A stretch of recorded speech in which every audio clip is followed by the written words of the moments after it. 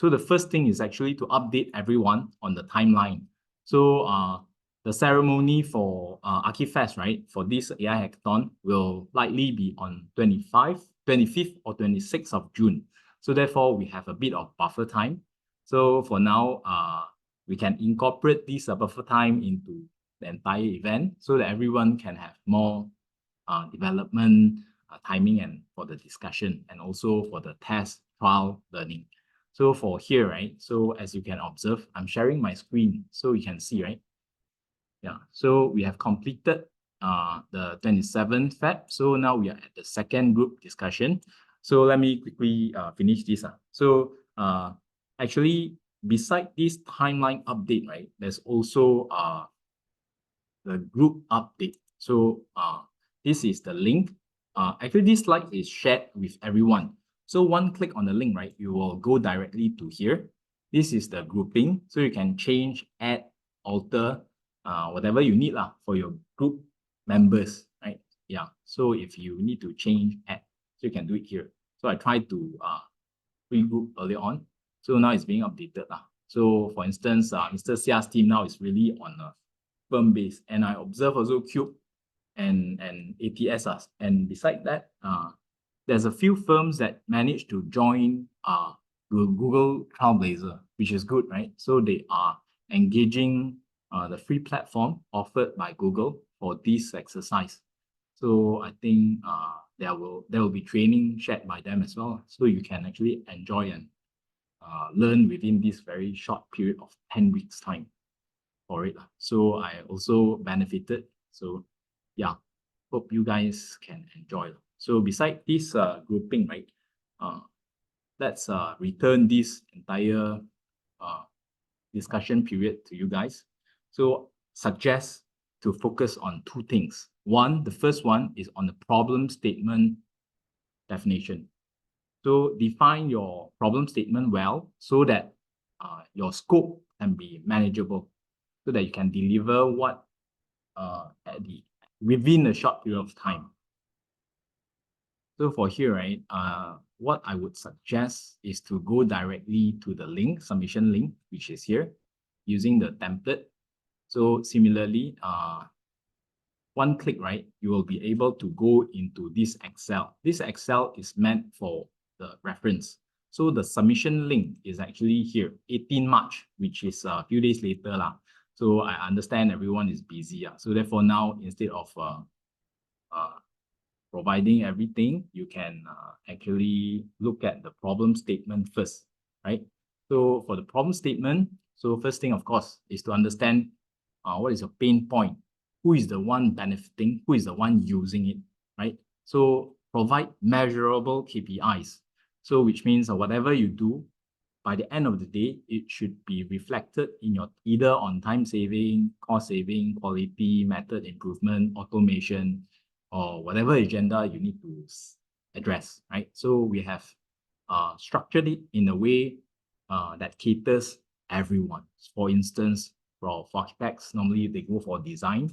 So for checks, contract administration, project management, or downstream fabrication modules, and even your assets management is everything. So it depends who are you working with, right?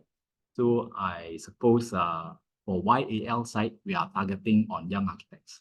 But I understand from last year, architects are everywhere. Arup as architect, right? So yes. So Wohab also there's architects there. So of course, bigger firms, smaller firms, architects are everywhere.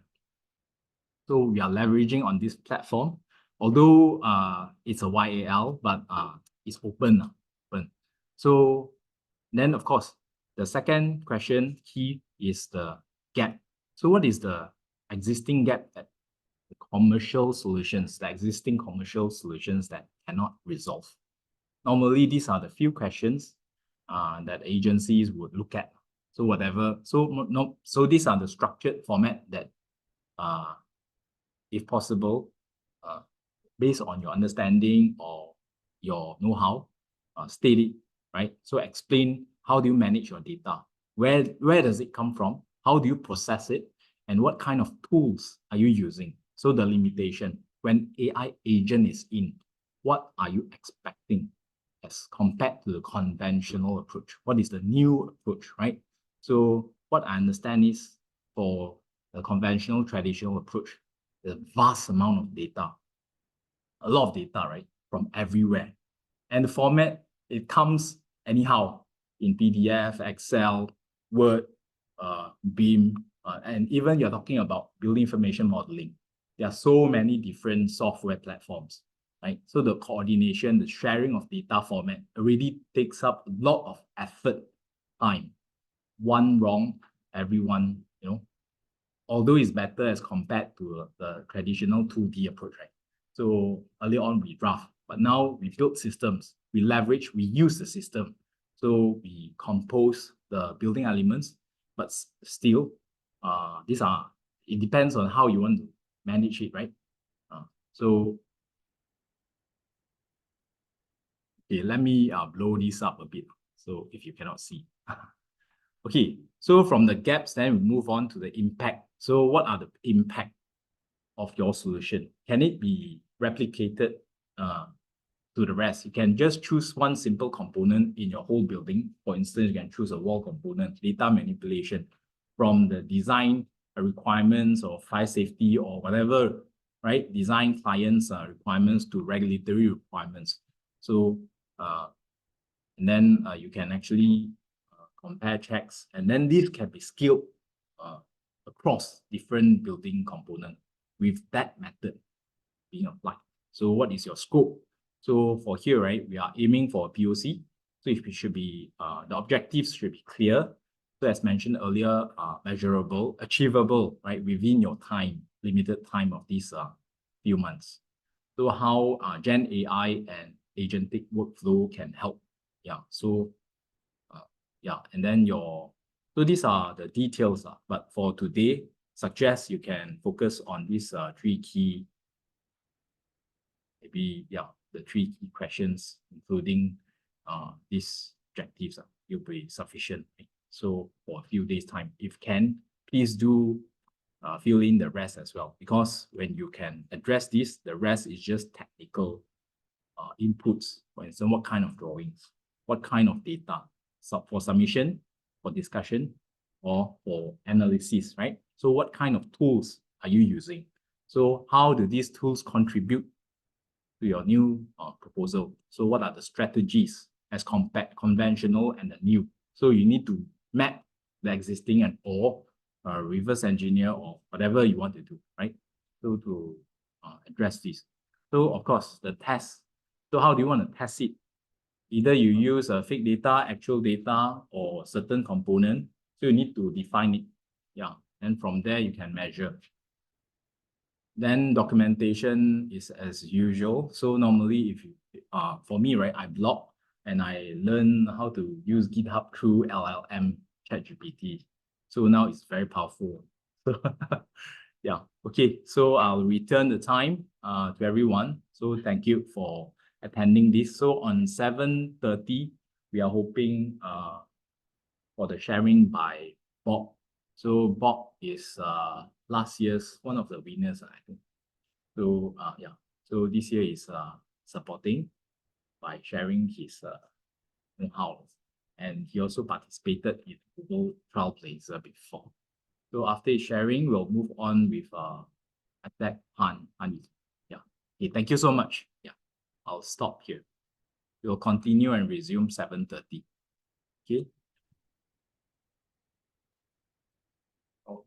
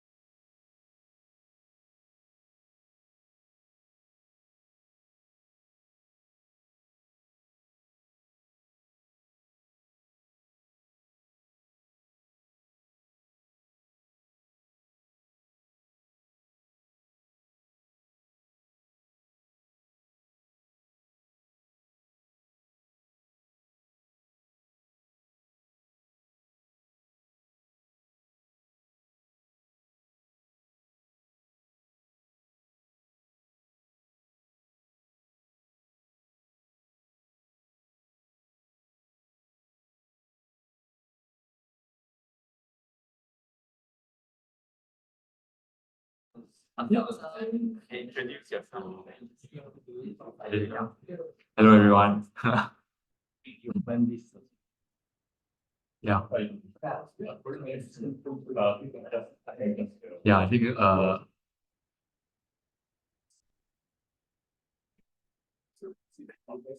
think I'll give a small sharing on agentic AI. I think I was invited by Wen Wei to share on agentic AI, which I think yeah, maybe if I can have your attention. Yeah, it'll be a quick one. Yeah, so basically I'm Bob.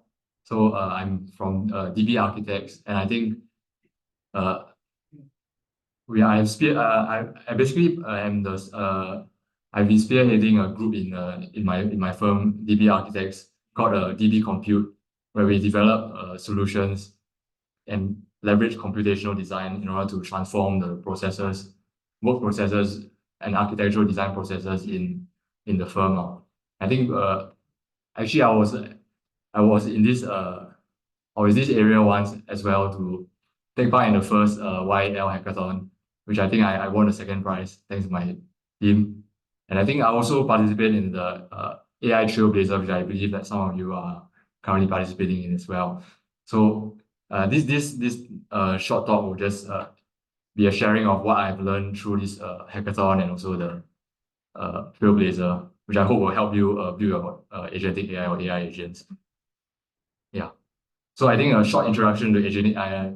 Actually, to be honest, agentic AI is nothing special. It's mainly just a large language model. The only difference that agentic AI has with a large language model is that it can autonomously gather all the information about the environment and make its own decisions without human intervention or with only a minimal amount of human intervention.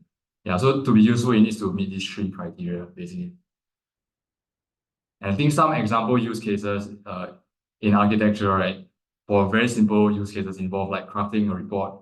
Sometimes when you need to do like due diligence report of the site, or you need to craft some presentation slides, or if you need to summarize your project information into like knowledge management, these are some of the example use cases you can harness them for. And I think some of the more advanced use cases include searching the web, any tasks involving modeling APIs. I think if you've done some computational design, you may know Rhino APIs or Revit APIs. This can allow you to exert some control over your 3D models and also any tasks involving vision. So basically, I'll try to guide you how to create AI agent from scratch. So maybe I'll use one of the use cases that I shared, how to craft a design report. So how I will usually approach this is to first describe the manual process, because this will give you a clear picture of how it's meant to be done. So for example, in order to craft a design report, you want to digest all the information you have in a folder. For example, you want to have an outline about what you're going to cover in your report, and then what is the headers and what is the content you want to describe. And then you want to check against you want to write while checking against this information and also add in any images or tables. And then from that outline of how the manual process is done, you would then unpack each of the steps into specific computational steps. So for example, gathering information environment could involve like folder access or API access, and storing that information in a vector database, and then getting the info about what kind of format of the report is, then making decisions on what tasks to perform. So we can get these tasks, right, and write them as a Python function or some other programming language which you prefer, so that the AI can call these functions and actually generate the content. And then to meet the third point, minimal human intervention, maybe there needs to be some interface where humans to trigger this generative process. So I think once you have this layout, right, it becomes very clear what you need to add into this agentic AI system, right, to complete your task.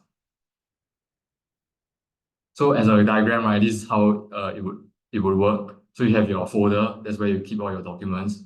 And then you will have your, and in order for the LLM to work, right, the user will have to make a request, and this LLM will have to draw from a report template and also be conditioned using a system prompt. I'll explain what all these are later. And then they have to store all of this information basically in what is called a vector database in order to retrieve the information based on your request. And, uh, and then it needs to sequence these steps.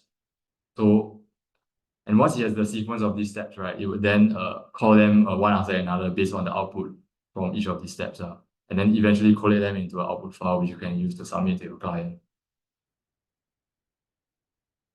Yeah, but so you may be wondering, if you're not very into AI, what is a vector database and what is a vector to begin with? So to put it very simply, a vector is basically a representation of words in a geometrical space. So in this example, very simplistic example, I try to represent some of the architectural elements in a 2D space. So you can see that a fire hydrant is very close to a fire extinguisher. And I think a column which is not so related will be further away. I think this is very simplistic. Real LLMs or real embedding models would have like 300 over dimensions. I think this is very key because you have to store your vectors in a specific number of dimensions that your LLM can work with. Otherwise, the agent will give you nonsense. Yeah, so how the vector database works is basically it will store all of these words and concepts, right, into a numerical format, which can then be populated in this what is called a latent space. So that you can search for related concepts, right? Let's say you type fire, right? You would be able to put it inside that graph and then find the distance between those fire hydrant and fire extinguisher, and then return you which is the most related concept. Yeah, so what is a prompt? So basically a prompt is basically a series of words, tokens, in order to condition the LM into continuing to generate content. So for example, in the case of generating a report, you would tell them the system prompt that you are very helpful and you would follow the instructions and will not deviate from the instruction. So this also the kind of system prompt is to use is also based on trial and error, unfortunately. So you may have to experiment a bit on that. And then this system prompt will accompany every single prompt that the user makes. So that's on the right side, the user prompt. So this will contain a very specific instruction to your AI that it wants to carry out. So let's say we put these two prompts into the LLM, and then it will come out with a response. So this is where the agentic thing comes in. You can take the output from one of the results into and use it as an input into the LLM again. So for example, on the previous step, I said, please list a sequence of tools that you need to carry out in order to generate a report. And then the output is basically collate folder docs, get templates, generate report text, and insert report images. You can put this same output into the LM again, and then you would then you can top it up with another user prompt to tell them to call these four functions with you call this the first function with the appropriate parameters, and it should be able to retrieve the information from the vector database to then call the function. So you may be wondering, what is these steps? So basically, these are the tools that the LLM can call. So for example, collate, we have to provide all this information to the LLM.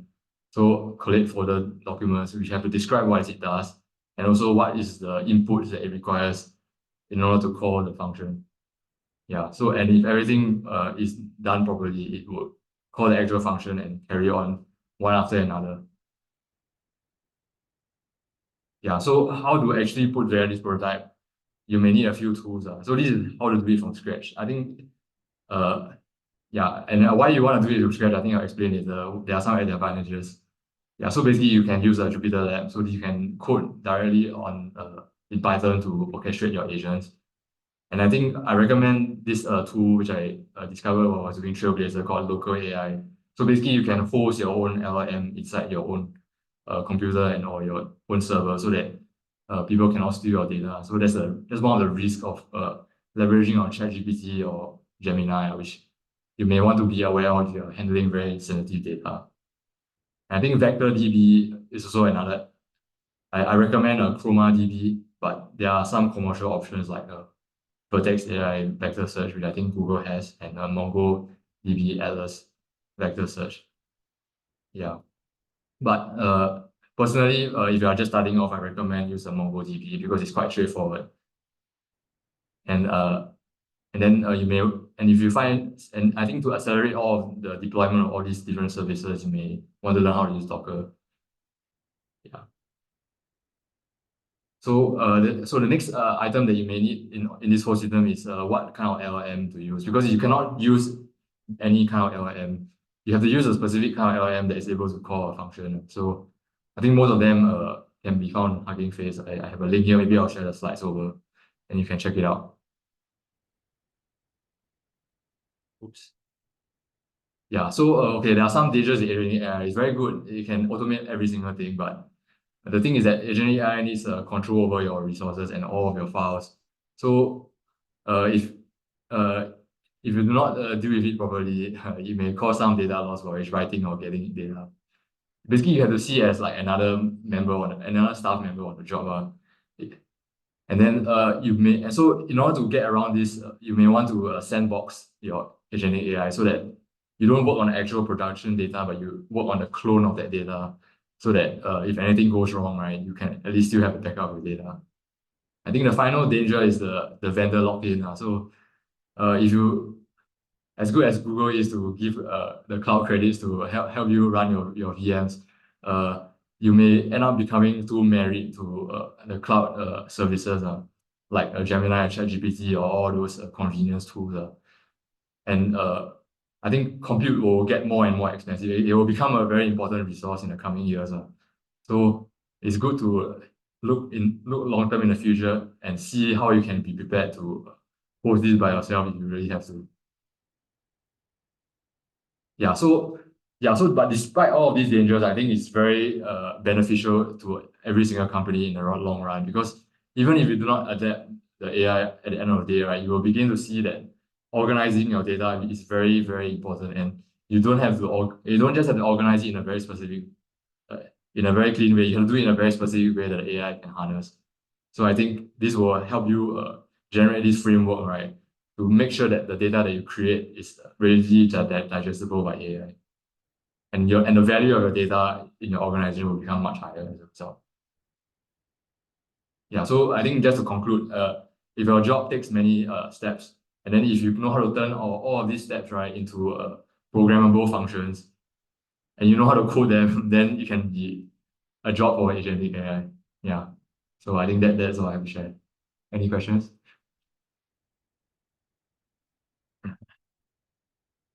Anything you're not clear about? Yeah. Just you mentioned for the vector. Yes. What do you see the potential for all the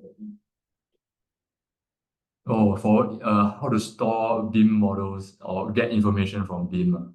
That's what I'm trying to say, right? Yeah, I think you can definitely reduce the search space into a very simple mathematics problem. So I think in the future, if you can somehow convert your BIM elements into vectors, it can make searching a lot faster. But I think there are some people researching on this front who are proposing that it may be a graph-based search instead of vector. I think that one is another story, another can of worms on its own, but it's probably a combination of both a graph-based database and a vector database that would accelerate querying items from BIM models. Yeah, just to share, I think my company is also working on trying to query BIM models using vectors as well. So yeah. So I have some questions actually. Sure. So actually from design, construction, and what if it has affected the law? So for your personal, which one is the most challenging? Which one is the lower hanging fruit? So for those that so I believe from our design, everyone is that's the carry out design. So they do documentation checks. So which one do you think is the easiest for them to learn and engage as a staff? Harnessing agentic AI specifically. Specifically, which one is easier so that people, hey, I want to build something. So let's start this. So I think this one is more challenging, maybe. Yeah. So I think the most straightforward one is probably have to do with specifications, because all of it is being mainly text-based. But I think vision one may be a bit easier because I've been doing some testing, and I think some of the tools, especially what Gemini can offer, is really really makes capturing elements in the drawing much easier. Yeah, from our internal test. So if you are willing to spend a bit more effort, right, that may be an avenue to explore. But I think the most lowest hanging fruit has to do with anything that can be represented in text. Yeah. So which means the text-related use cases can be easier to be built on to Yes. of Yeah, that's the most mature technology with a lot of very useful. How about text to image? Text to image, based on our internal study, right? Actually, most of the text to image workflows, right, the actual time saving, right, in actual production is quite minimal because most people use it just for concept. Yeah. So it's still not there yet. That's what we see. And even within that concept development, right, it's still a very small part, the ideation phase only. Yeah. So there's value, but I think in terms of time saving, in the big picture, it's not much. Yeah, to be frank. I have a question. What about turning images in text? Let's say I have a drawing, I want a description of the drawing. Yes. Then I just put it in AI and generate all the details about this drawing from the image. Yeah, that's definitely possible. But you may want to look at how you want to cut up that image. Like for example, if it's a drawing, right, you have to. I think the AI is not very good at capturing a lot of details at once. So if you can partition that image into very specific chunks, right, you may find better results. Yeah, from what I've gathered. Yeah. From last year or for the hackathon. Okay, actually I need to share it, but maybe you wait for a while. I can share. I share with Boon Wei's PowerPoint. Hold on a second. I've shared my previous hackathon.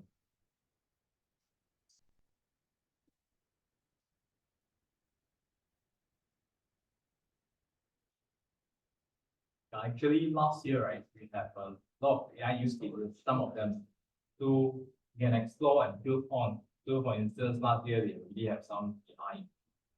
So this year we are exploring AI agents. So how to automate certain parts. Yes, because the key thing is problems, the principles. Does it change? So normally the principle doesn't change. Problems always on the problems are different. Like what you guys you actually managed to productize hackathon? For hackathon, no, but I think it's on the roadmap because I think they identify that may not yeah, it does not align with some of the company goals. But for Trailblazer, right, that's the different story. Yeah. So you guys do have an actual example of applying AI to this field? Yes. Yeah, we are currently developing it. Yeah.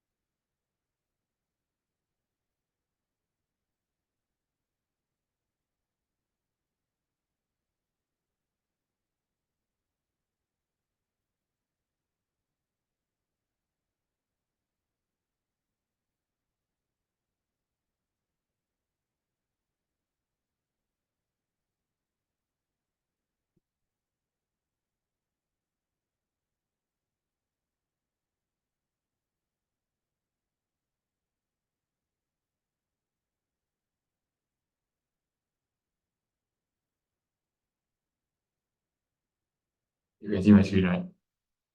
Okay. Okay. Yeah, so this is basically what we did for the last hackathon. So basically we create an AI powered fire compliance checking tool. yeah, which is called a fire. Yeah, so basically I think the basic problem statement is like a lot of people spend a lot of time, right, just to deal with this fire extinguisher placement. So yeah, they have to refer to the guidelines, and then they have to do this uh radius check, and then after they do a radius check, right, they have to tell the client, oh, I have an X number of fire extinguishers, but the client wants to be absolutely sure that's the number that they are going to procure. So yeah, and then if let's say there's a change in the rooms, right, then you will have to redo the whole thing again, basically. And then there's a revision, right? Even worse, you have to redraw and recheck all of these placements of the fire extinguisher. So basically, the pain point is that yeah, it's very inefficient because we want to know whether where we put the extinguisher works or not, and it's very laborious. You have to keep checking, and you have to keep drawing the actual travel distance. And then if there's a human error, right, then yeah, you're in trouble. So yeah, you cannot charge the client just because they spend more time checking. Yeah, so the solution is to have this AI system, right, that can identify where is the extinguisher should be, and then if you have some already there, right, what is up with them? Does it comply or don't comply? And if there's a ideal position, right, where is it? Yeah. So yeah, so we have three fronts where we are tackling with AI. So basically check the coverage within a radius and then get the actual working path to make sure that it's really within 15 meters. And then if not, we adjust and possibly add new extinguishers. Yeah, so I think this is our stack. So basically we basically created like a server-based application, right? So that multiple people can send their jobs into one server to solve their fire extinguisher problems. Yeah, so basically how it works, that user will load their plans directly from Revit, and then you will show all of the extinguisher positions, and then you will select which level, which room to solve for, and then you would just hit one button and you will check if it's compliant or not. Then if it's not compliant or if they want to improve on it, they can click to suggest the ideal layout, and then you can repopulate your Revit model. I think this is a video. Hopefully you play. Yeah, so basically this is in action also. Yeah, so we have a Revit model open, and then we can run our plugin, which I think we would collect the information straight from the Revit model. So you can always do it anytime you want, as long as you have the Revit model open. And then you immediately load in your extinguisher and do the radius check. So I think in this case it's not compliant, but just to make sure that it's not compliant, we can also draw the arrows to double check. Then we can then suggest where is the ideal location. Yeah. So you would put it in, then once you're happy with the location, you would, yeah, all of this is done by AI, so it's like ultra fast. Like if you do this rule-based, it will take a bit of time. That's why the feedback is almost instant. Yeah, so you can see that it's an actual real Revit family that is repopulated into the Revit model. So you don't, yeah, we just resolved it in like a few seconds. Yeah, I think I skip this one. You can actually see that it's a real element. Yeah. Then you also spot where's the non-compliance.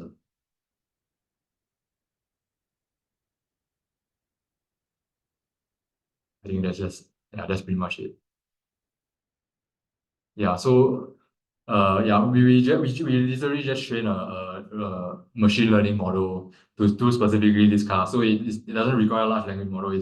The model is like ultra small, and then and we found that for evaluation it's like it's super fast, and it may not be as fast as for rule-based, but when it comes to solving, right, it can be faster than rule-based. That's where I think that's where the saving comes in.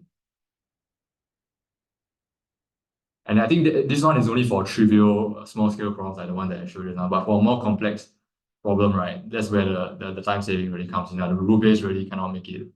I mean, it can still make it, but the difference is large.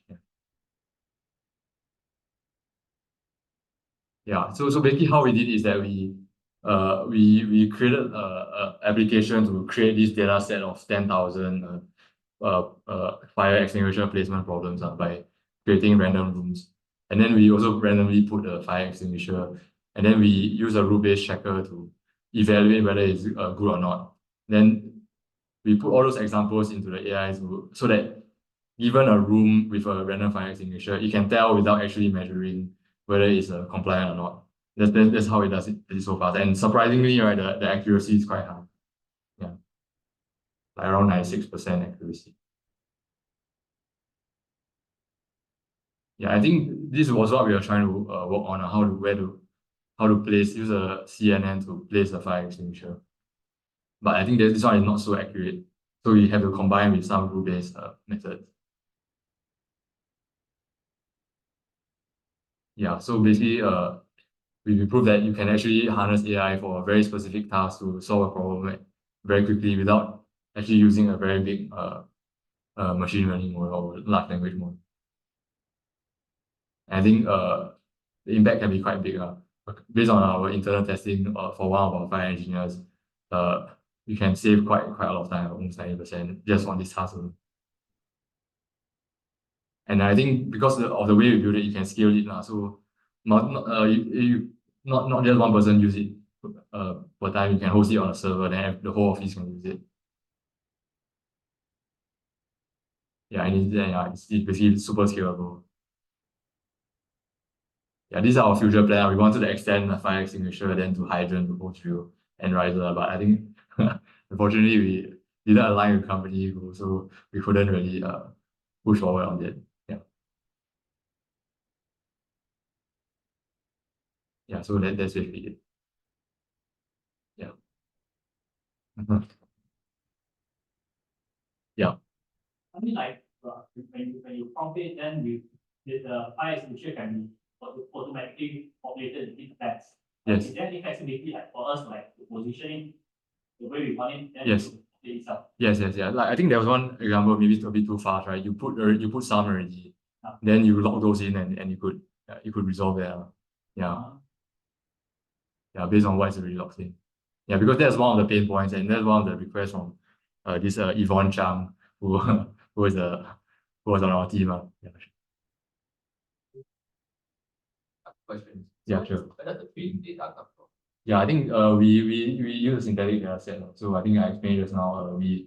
We created a script to create a lot of random rooms and place a random fire extinguisher in there, and then we evaluate it using rule-based method, see whether good or not. Then based on that data set of good fire extinguishing versus bad fire extinguishing, the AI can like sift out the pattern or try to read a pattern from there. So that when you give it a new layout that it has never seen before, right? And a new fire extinguisher, it can identify whether it's compliant or not. Yeah. That was quite successful based on our testing. Yeah. Question, how did your group come to like work on this problem?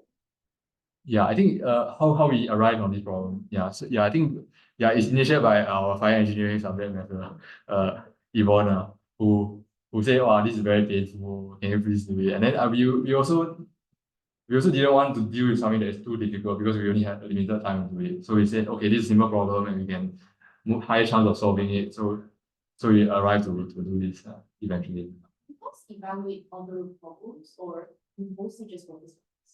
Yeah, we did evaluate problems. Like we originally wanted to do some shop drawing checking tool, but then it's very complicated. We studied and then we found like, okay, actually this one can be quite straightforward and it's very clear. I think the most important thing is that the problem is clear and then there's very clear pain.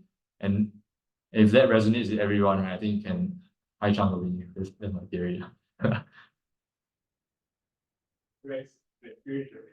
Between SIA and Revit,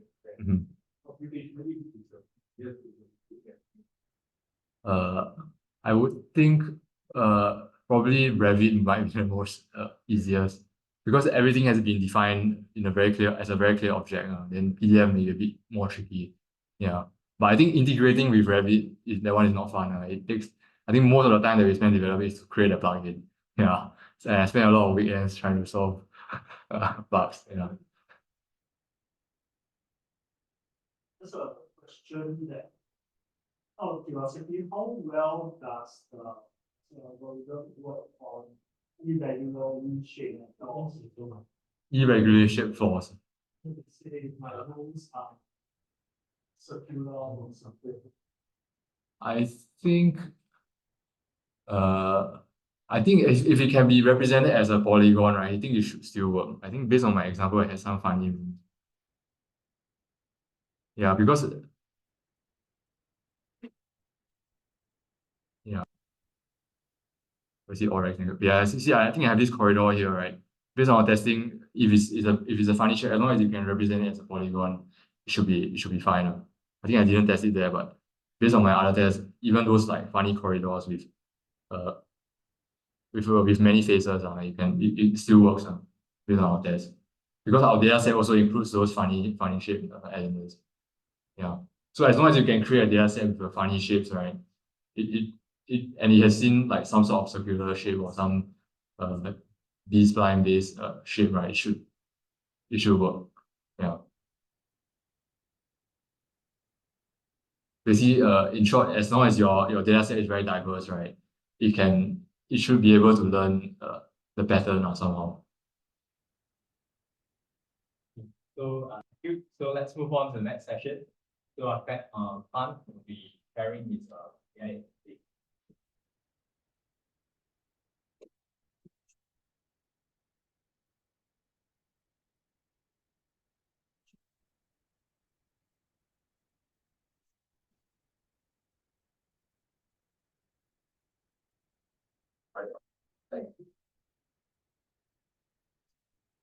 So let's see.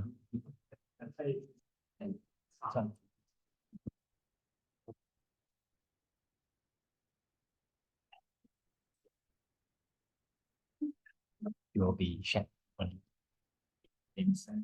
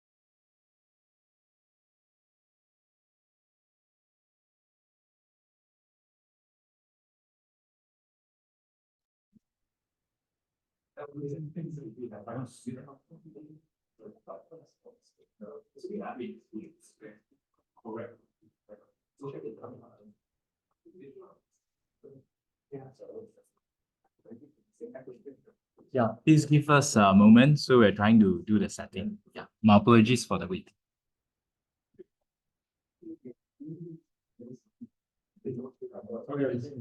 We think we have problem with the Wi-Fi.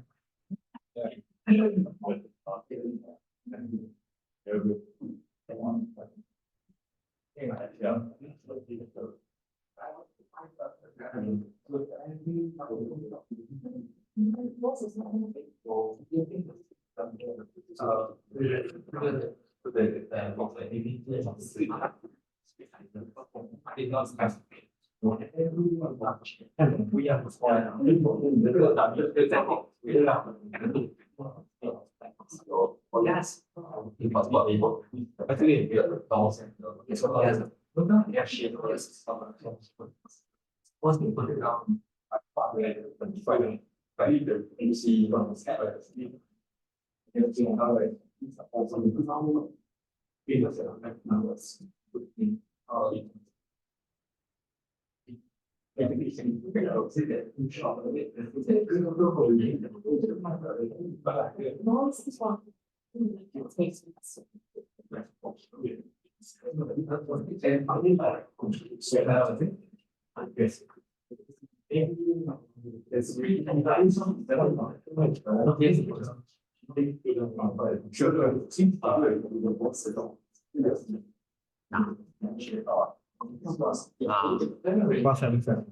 Let me go to WhatsApp and can access my. This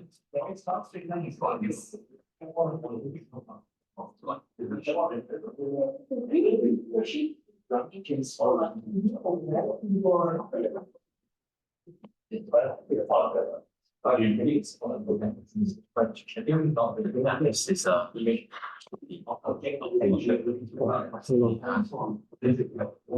I think the connectivity here is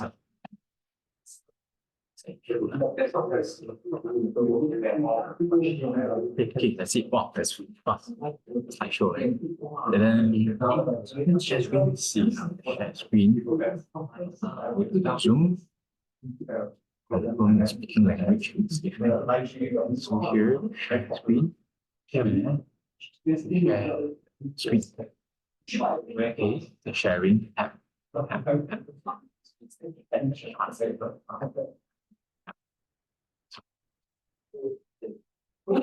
Sorry.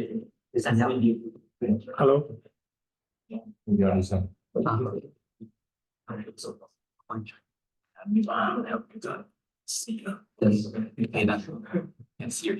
Hi, I'm Ishan from Tanzania Connect.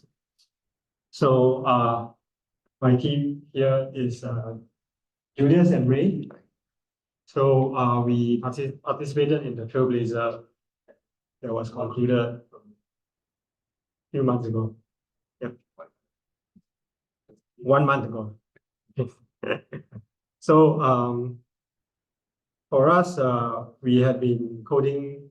Our base is Rhino. We've been coding from Rhino to Beam before the Trailblazer. And as we deliver our projects over the years, we realize that a lot of things has become componentized. We were also involved in some DFMA project. So to a large extent, the design of the entire building could be related to the design of its components. So with Connect X coming along, we thought that we will focus more towards coding and generating, converting basic geometry into beam objects. But some of the challenge is that there are certain elements that are difficult to convert, say from SketchUp to Beam, and sometimes when it gets to Beam, it doesn't look quite like what you have actually planned it to be. So our whole endeavor in the office was to have a kind of one-to-one translation towards Beam.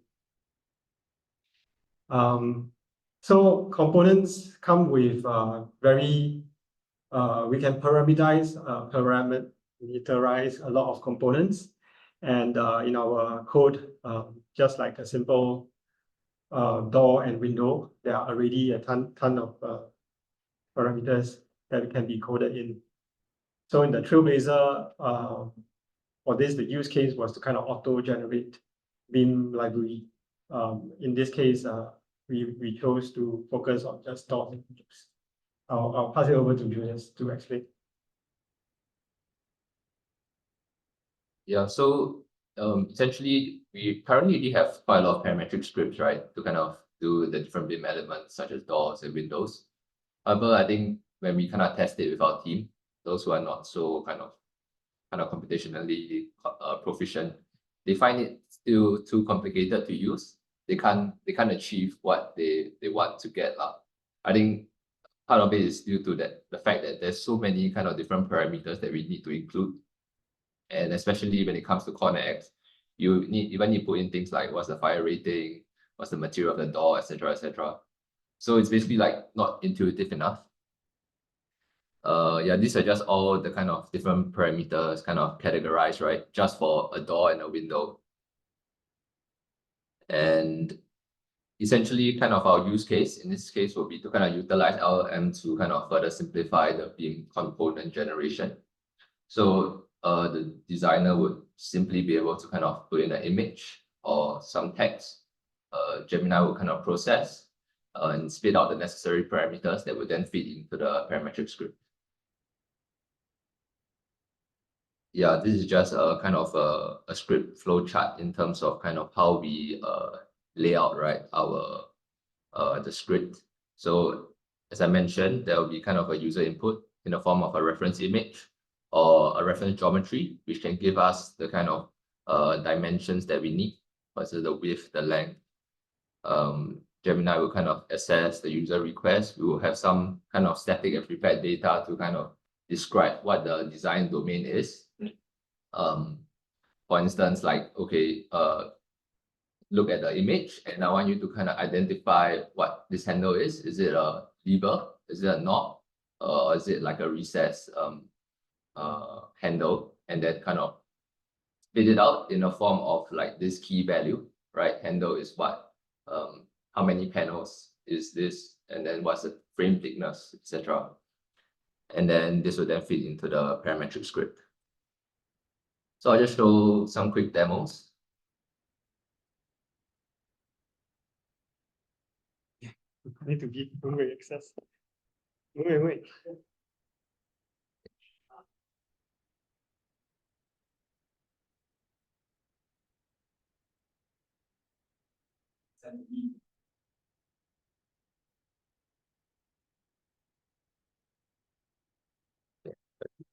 Can you see the block? Yeah. Let's go again.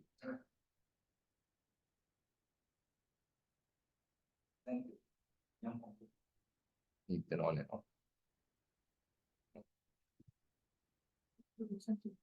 Yeah, you send to me. Just like my phone.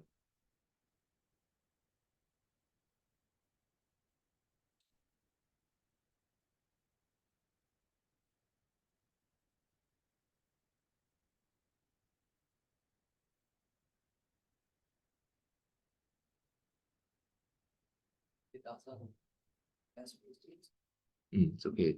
Hey, can you?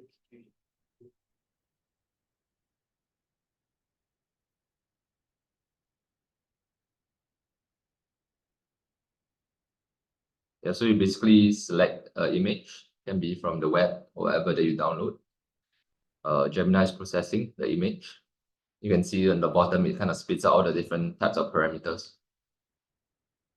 And then we have this second part where we kind of allow the user to refine it based on. You need to charge your laptop. Need to charge.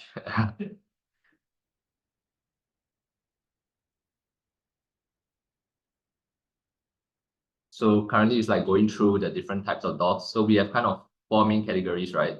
Which covers swing, sliding, your folding, and the last one is we call it single rail sliding, which includes all your barn doors, etc. So I think we kind of more or less covered most of the kind of common door window types. And you can see that it converts it immediately into a BIM element, right? That we can then kind of immediately host it into our wall, which is also another BIM component.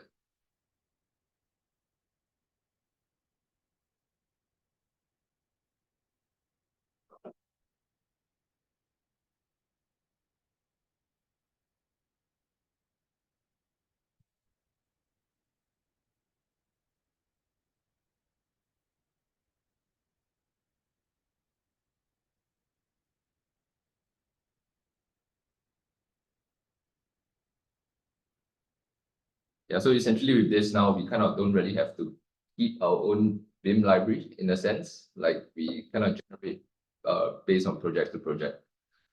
So I have another video, kind of, sorry. No shit.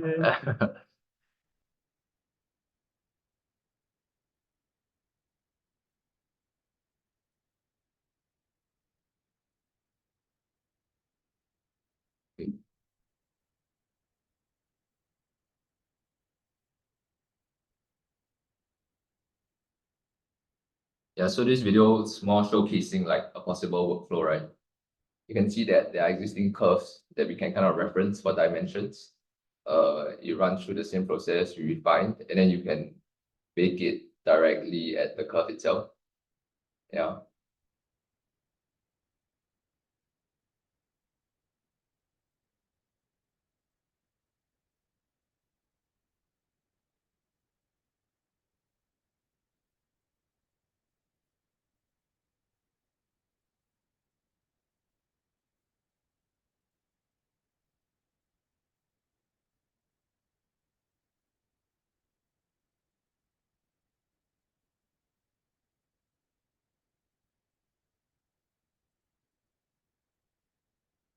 So I guess the main reason why we have this kind of refining process, right? Because sometimes you realize that you may not read the image super accurately.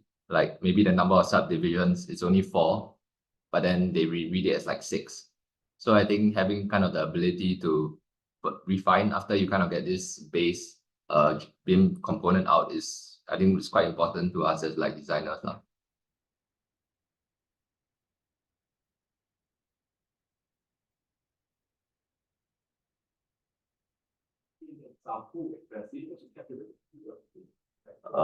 Yes, for glass, yeah, it does. So we kind of have like typically currently we only put in like wood or glass lah, because I guess that's kind of your most common door types. But generally it does read, sometimes a bit off, and then that's kind of where we have to refine now. I think the other thing is like whether there's a frame door or like a frameless door, right? For instance, like your shower door, sometimes completely frameless. Sometimes they get it a bit wrong. Yeah, which then I guess kind of moves on to my next part, right? Where we then kind of introduce certain agents that are specifically looking out for these certain aspects to kind of further increase the efficiency. So you can take a look at our data set, right? Essentially, we kind of tested it out with either model images or kind of real life images. And then there's the 4 types of doors that I mentioned. Yeah, this is just showcasing kind of the various testing of doors. So we kind of did quite a comprehensive test in terms of kind of what we kind of see out there. Yeah. So I think just request it.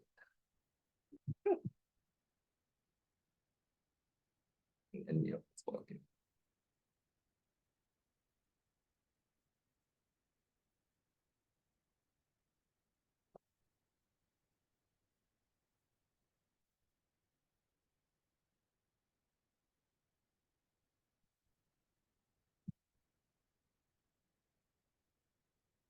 So yeah, essentially we kind of, out of all the kind of different parameters over here, like component type, tile window, real type, frame, whether it's concealed or not, what we find is the least accurate is the kind of frame, right? As well as like the handle and the number of leaves. So this is where we kind of implemented 3 separate checkers lah, right? So you can see that kind of without agent, it tends to get maybe like 80% of the time.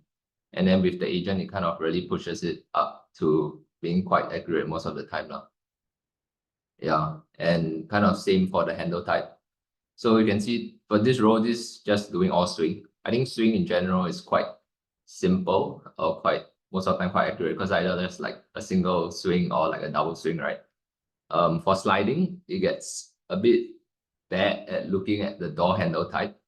You can see that it gets like, it's just like 60% right. And I think by kind of describing kind of the more common scenarios that we see is like, we can maybe let the agent know that, okay, most of the time it tends to be a embedded handle. Unless you see like maybe a kind of horizontal bar sticking out, then it is a lever. So by kind of testing out these different type of descriptions, I think we are able to kind of bump up the accuracy. And then yeah, same lah, number of leaves or so. Sometimes it just can't read properly because I think some images are like half open, 3/4 open or whatever, and then it tends not to read so well. Yeah. So same for folding and so on and so forth.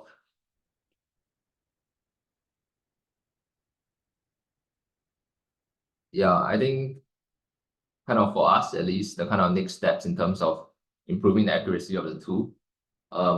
Because for this Trailblazer program, we really focus more on the prompt engineering part of it. So we are just using the native Gemini. We haven't even gotten to kind of fine-tuning the model with our own data. So I think it has that potential to kind of increase that accuracy a lot. Or maybe just hopefully the Gemini models get exponentially better and then might not even have to fine-tune it. Yeah. Okay. And then the next steps. Yeah. You want to talk about it? So let's say if we can do it for doors and windows, then definitely there are other components in the BIM, arsenal that we can try to automate the modeling. We imagine, for example, you go to Archie Tours and you find this staircase super sexy and you take a picture.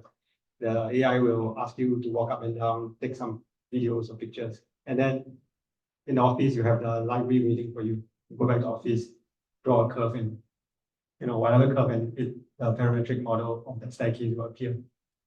Something like that. But obviously, I think this is part of the tools that we're building. And then going forward, where we need a lot more, the pain point about doing BIM is that you hear a lot of complaints that it's not so flexible. You can't design like crazy stuff. And for us, where our base is from Rhino, we think that we want to bridge this gap or this difficulty. And then we should be able to translate what we have in terms of design vision directly into BIM. Yeah. Yeah, next thing we might be working on will be precast facade. Take a picture of Dawson maybe, and then it can be applied to any form. Yeah, that's about it. Yeah, these are some challenges we face now. And we were actually working with quite a powerful cloud computing platform. So I think like what Richard said, going forward, we may become a bit more reliant on access to this, and maybe it will become a lot more expensive. I don't know. Probably not. Yeah. Thank you. Let's try this with other forms of so that more. I know obviously this Gemini will be different. Yeah. If you switch out the API, just and the Gemini also open the app. Same line. Yeah, I think it shouldn't be an issue. So as long as the LM has a certain vision model, that is good. I think I've personally tested it on like OpenAI's ChatGPT. It also works as well. I haven't tried for the rest lah.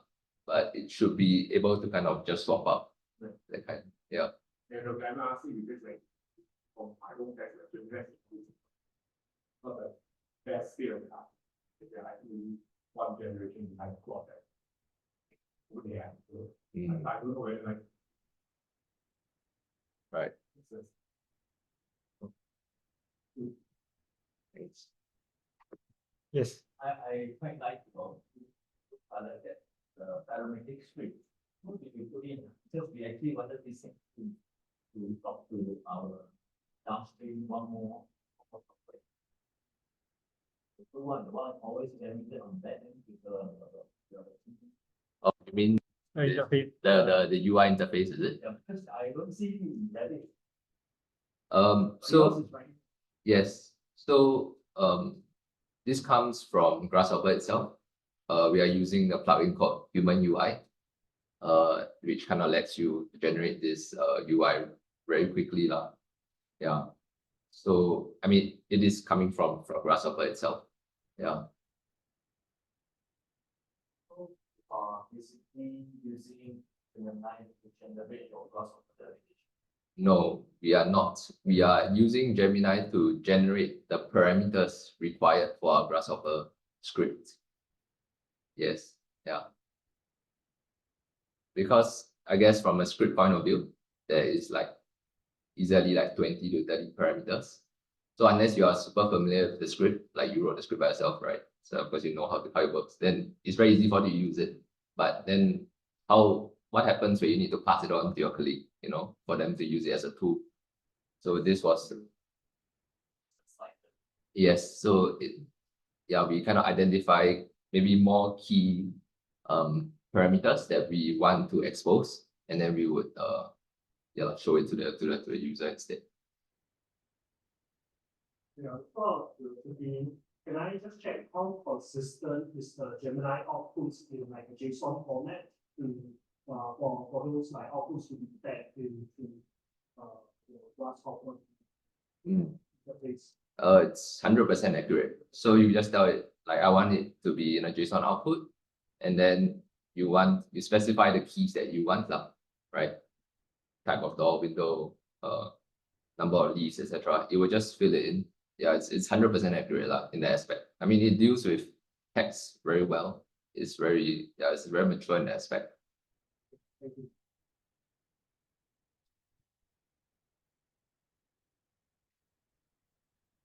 Conventionally, right? So compared to traditional practice, what do you see as you observe, you are more after this being built as a cost active, but without this, are you willing to pay for?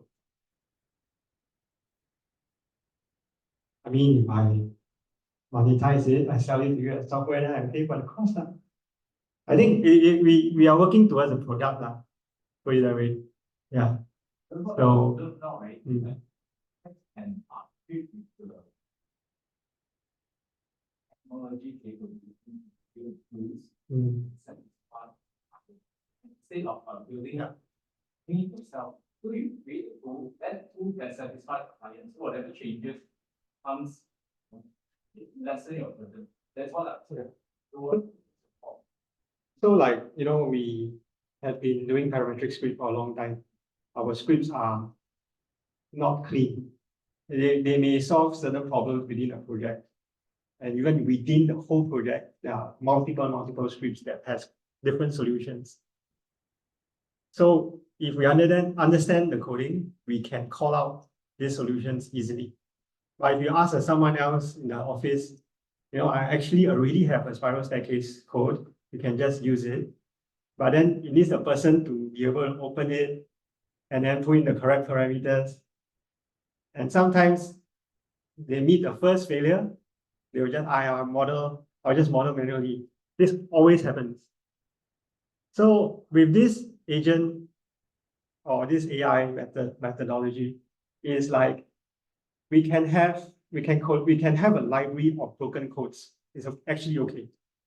And then what is smart is that it knows when to call it out in specific conditions to continue the process. And that's what's required. That's actually very good because there are a lot of people who can write broken codes, but very few who can write like one beautiful one that never breaks, There are very few people. So for me, because we have a backlog of all these codes that sometimes I even forgot that I had it. So we wanted to kind of archive it and then and tailor it towards certain solutions. And then once it becomes mature, like let's say a staircase code that you can just take picture of any staircase and it writes, it produces the library for you. You don't need to keep a library anymore. Like the problem with a lot of offices is they keep this library and everyone keep using the library. And then all the project looks the same, right? So I mean, as designers, we don't want that, right? So we want a flexibility. We want to be able to expand our library when we need to, and we don't even need to save them. For this case, you're relying on AI. Other than the window that rotates openly, like full and open time, we don't have. But we basically the entire internet is our library. Actually, think about it. So then the question is, okay, if everything we just take from pictures that we can see, then is there invention? Is there creativity? So that's where we can go on to the next step. We can mix two things together. For example, like a Zaha did staircase maybe with something else. I know, or imagine it in plywood. I don't know, something like that. And then we can mix certain codes together. So it is a focus now for designers and really critical design with various and instead of spending time. Yeah, definitely. So I wanted to ask whether the fire engineer is still around. Sorry. They haven't developed. So still safe. Curious, when you develop a script board, right? You use AI to generate a script board when it has to come from your own session. Yeah, I think in this current stage of how LLMs are, the level of script they can come out is still not there. Basically, I don't know in the future it may. I know there are people attempting to, but it's still very, very basic. You wouldn't get this level of detail that I'm demonstrating, right, in the demo. So yeah, to answer your question, so far these are kind of self-written. Yeah. I think like very structured geometrical problems that you can question it from a mathematical point of view will be solved. But if you are like fluffy with your description, then it's difficult. Like it doesn't, then you need a lot of decoding. But let's say if you just, I mean, for example, you can ask it to find the shortest walk, for example, on the mesh. And then I think that's very, very mature. It shouldn't fail.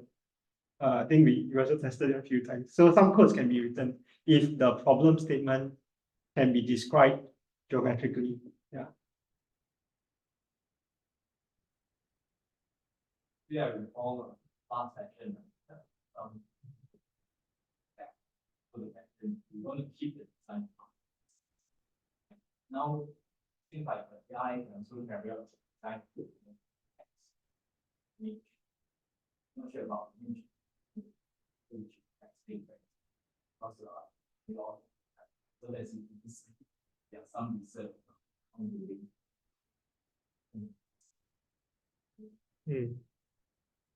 So at least for the design part, if you want to in. So how do you leverage? I thought this is actually something because you are allowing the AI to do task. You yourself is. So how do you the IP? So therefore there's some struggle. I think it's a partnership. I don't think any designer would want to completely lose the ability to control. I've seen that, image to model is like a rough mesh. But when the guy cut the mesh, actually there's some semblance of a plan. But then let's say I need to shift the toilet somewhere else, then so that is always going to be a partnership. So how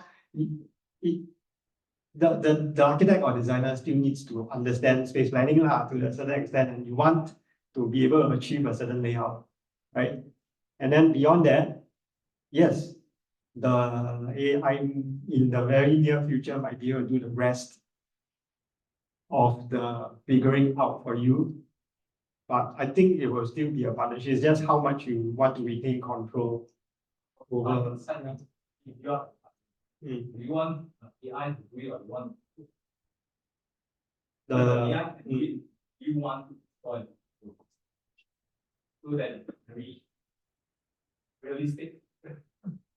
Surviving, but the AI essentially is just a tool. We have a tool. So if I can, so you have calculator, you have Excel. Does it take the worker away? It's just another form of the tool that we use. Like previously, we can use the tool now we tend to calculate now, but now we use supplement calculator. It's not I. It's a conversation. This can actually is a calculation. You are just breaking the apart. Because you are adding to the decided the curation of the design. Correct. Staircase. I mean, it's still very long, right? But like how is of it? One person goes to the modern way of it is like now I hire a craftsman to do that big model with $1,000. Like now, Germany are doing for 2 cents. Isn't it much better? Definitely much better. So how you then do now? I think from a price of view, this now architect can spend more time doing better design versus really machine. I think it's based on typology. For example, if factory, right, can totally be automated actually. Like factory, for example, like a woodworking factory has a certain flow, production flow, right? And like yeah, the machine provider will do the layout for you, how to lay out the machine, how you work out the flow. And then basically, I think with that input, you can develop the warehouse and the factory, the storage area, anything that's related to this production. So by typology, I think, I mean, that's also called design, right? But you see, so for very standardized solutions, it can be, I think you can rely on AI quite well. Like, I mean, HDB may be possible also lah. I mean, if we are talking not about the. So, for instance, if we are replacing some of the processes using agentic very powerful because it can automate the processes by people allowing them to make sense. Right? So it's replacing the workflow and things, but what is the aspect for the new generation? I just focus on the design to aspect, then what do you see the future? I mean, next step was I need to think very hard. Because you're becoming, for me, right, I use AI, I rely on it so much. So for now, Yeah. then that is a struggle, you know. So there's a problem. You mean- I think it's a problem of I mean, you should spend less time doing work lah, then more time thinking what you would actually want to do. No? But yeah, so the thing with the agent, right? I think from this short experience is really you almost need to teach the thing how to reason, and then after that you can train it. Actually, no difference if I want to train a young person just to look out for fire extinguisher. I only need to train the person lah. Of course, then the person will get better over time. It's just shorten this learning curve and time, right? Yeah, what I observed with this, right, it becomes like a solo tuner.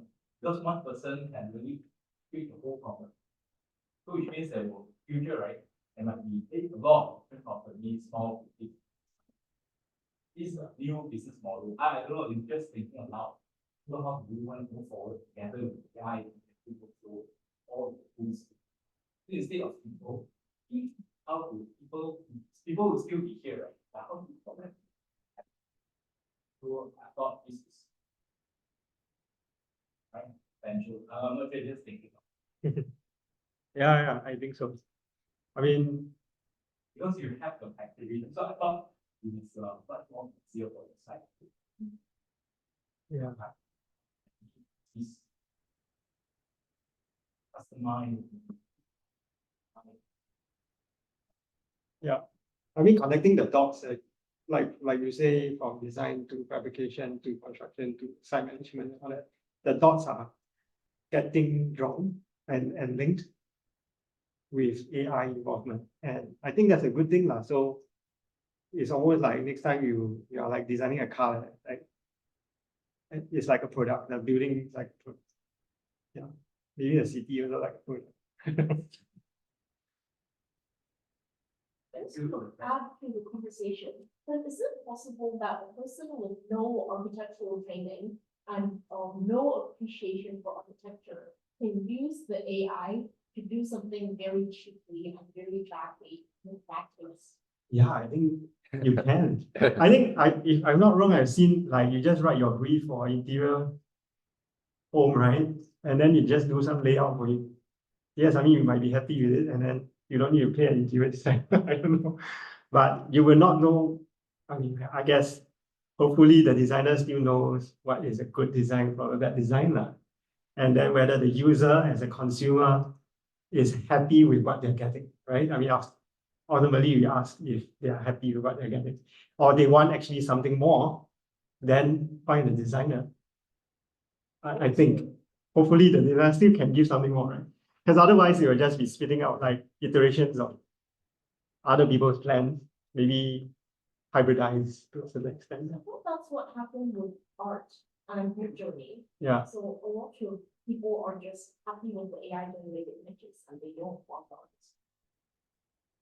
Yeah. I think there is some. I mean, recently I went to a discussion where my architect friend he now moved on to doing film with AI. So his name is Lip. Some of you I hope might know him, but he's working on the HDB corridor as to imagine a place for the HDB corridor. But because his inputs are always from the HDB environment, in the end, the conversation gets restricted within this echo chamber that's always trying to find a breakout of an HDB typical environment. But when, for example, the recent sauna get demolished, right?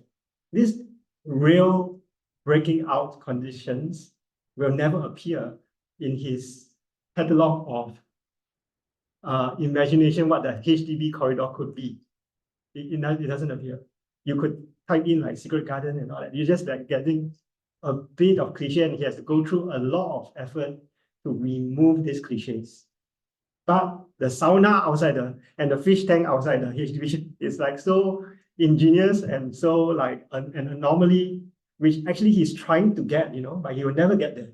All he gets is cliches of like stargazing, and then you get different kind of stargazing cliches, and you can do a film about it. But I think he confessed that he's personally like still not that happy. That's one of his learning points as well, that there's this echo chamber that you keep working with it, and he as an artist he's always thinking of how he can break out of it. I think when you go into it, you realize that there is still this boundary. It's not like 100% freedom. Yeah. It's like simple things. It's like final output. Is it learning the design, your design? It's what you want, or you not like more like a robotic. Yeah, I mean it's machine generated, so I guess robotic. But then the thing is, do you spend, okay, if your effort spending more time to edit it, then if you actually come up with the design yourself by sitting quietly for 1 hour and thinking about the design, actually you can come up with something more pleasing, and you're happier with it.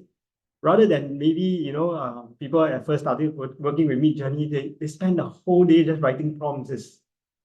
I know you can go crazy, I feel.